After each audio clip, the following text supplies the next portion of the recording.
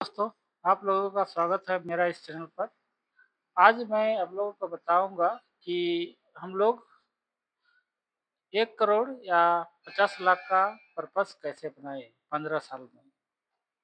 मैं आज इसी टॉपिक पर आप बात करूँगा और आज मैं आप लोगों को बताऊँगा कि हम लोग म्यूचुअल फंड में किस तरह का रिटर्न अभी तक मिला है या फिर मिल रहा है, इस पर मैं बात करना चाहता हूँ। इसके लिए मैं आप लोग एक चार्ट में ले जाता हूँ। चलिए चार्ट में आप देखते हैं कि किस तरह का रिटर्न हम लोग का मिला है और मिलेगा।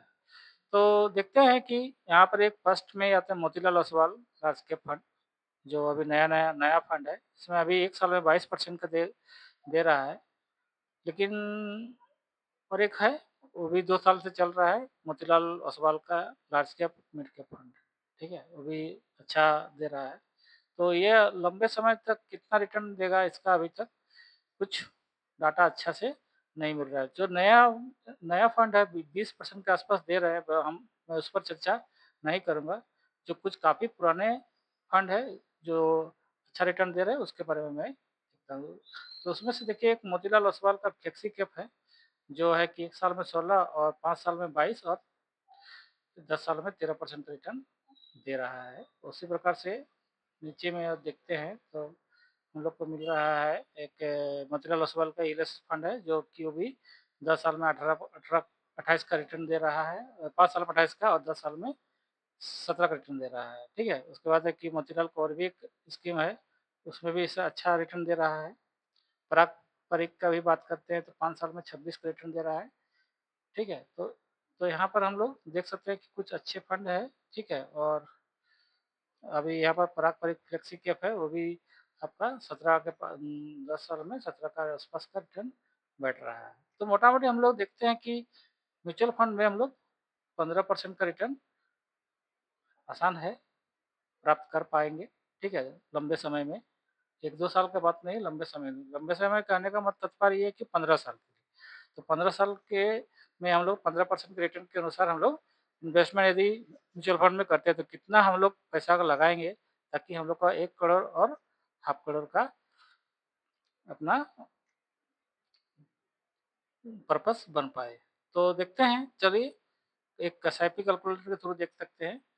तो यहाँ पर मैं एक एसआईपी कैलकुलेटर लिया हूँ, जो ग्रो से ही है, ठीक है? तो वहीं वहीं पर हम लोग एसआईपी से कैलकुलेट करते हैं। तो यदि मान लीजिए आप 50,000 5 5 5,000 का एसआईपी करते हैं पर मंथ और 16 का रिटर्न लेते हैं, 15-16 का रिटर्न लेते हैं, तो हम लोग का मोटा-मोटी 15 साल में 34 लाख का बनेगा, 15 साल में, ठीक है? और लमसम यदि हम लोग करते हैं, लमसम 2 लाख का लमसम डाल देते हैं, 2 लाख का लमसम डाल देते हैं साथ-साथ, तो हम लोग का उसमें जो बन रहा है 20 20 लाख के आसपास हो रहा है, यानी कि 34 और 20 लगभग पच पच 54 लाख हो रहा है। तो हम लोग को 50 लाख का हम लोग एवरेज लेके चलेंगे, तो थोड़ा-सा ऊपर रखेंगे उन लक्ष्य को, ताकि हम लोग वो उसको 50 लाख को आराम से प्राप्त कर पाएँ, ठीक है? वहीं पर अगर देखते हैं किसी को अगर एम है कि मुझे 1 करोड़ रुपया चाहिए, कितना 1 करोड़ रुपया, तो वो कितना का एसआईपी करेगा, ठीक है? तो 1 करोड़ करने के लिए एसआईपी एसआईपी हम लोग रखते हैं कि वो 8,000 रुपया, 8,000 रुपये एसआईपी, ठीक है? 16 या 15 के आसपास का हम लोग रिटर्न को रखते हैं, ठीक है? टाइम लिए हम लोग कितना 15 साल, टाइम लिया है कितना 15 साल, तो कितना हो रहा है 54 लाख का। वहीं पर हम लोग अगर लमसम करेंगे उसके साथ-साथ, लमसम एसआईपी के साथ लमसम भी बहुत ज़रूरी है, उसके बिना हम लोग अपना टारगेट को अचीव नहीं कर पाएँगे। यानी 1 करोड़ का टारगेट है तो हम लोग एसआईपी के साथ लमसम भी करना बहुत ही ज़रूरी है। तो चलिए देखते हैं, हम लोग यहाँ पर लमसम थोड़ा बड़ा टारगेट है तो लमसम 5 लाख का रखेंगे। 5 लाख का अगर करते हैं लमसम, तो 16% के हिसाब से, तो कितना हो रहा है 47 लाख के आसपास हम लोग का इसमें भी बन रहा है 15 साल में।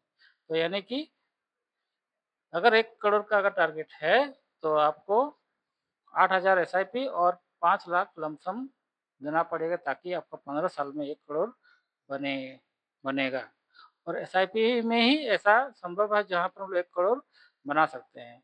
हम लोग कितना एलआईसी या फिर दूसरा एफडी में रखते हैं तो वहाँ पर 7% या फिर 6% ही मिलता है। लेकिन यहाँ पर हम लोग 16 से 17% का ग्रोथ हो रहा है। इसका मैंने एग्ज़ाम्पल पीछे तरफ मैं दे चुका हूँ।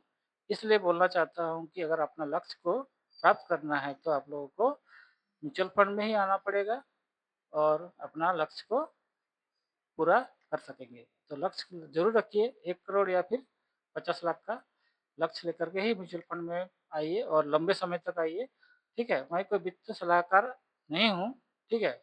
मेरा इसको म मानेंगे या नहीं मानेंगे वो मैं नहीं कहना चाहता हूँ। बट क्या है कि आपको अपना अगर कोई अपना वित्तीय सलाहकार है, फाइनेंशियल एडवाइज़र है, ठीक है? तो उससे ज़रूर पूछ लीजिए, ठीक है? एक बार ज़रूर पूछ कर के ही इन्वेस्टमेंट करना चाहिए। तो जानकारी देना चाहता हूँ कि म्यूचुअल फंड जो होता है मार्केट में उतार-चढ़ाव होते रहता है। कभी आपका वैल्यू बढ़ेगा, कभी वैल्यू घटेगा। बट क्या लंबे समय तक हम लोग अगर यदि अर्जन रखते हैं तो पैसा अच्छा बनेगा। तो धन्यवाद। मेरा अगर ये जानकारी अगर अच्छा लगा तो मेरा इस चैनल को सब्सक्राइब और लाइक ज़रूर करें ताकि मुझे आगे मोटिवेट मिले और मैं इस आपको अच्छा से अच्छा वीडियो बना बना के दूँ। तो धन्यवाद, नमस्कार, शुभ रात्रि।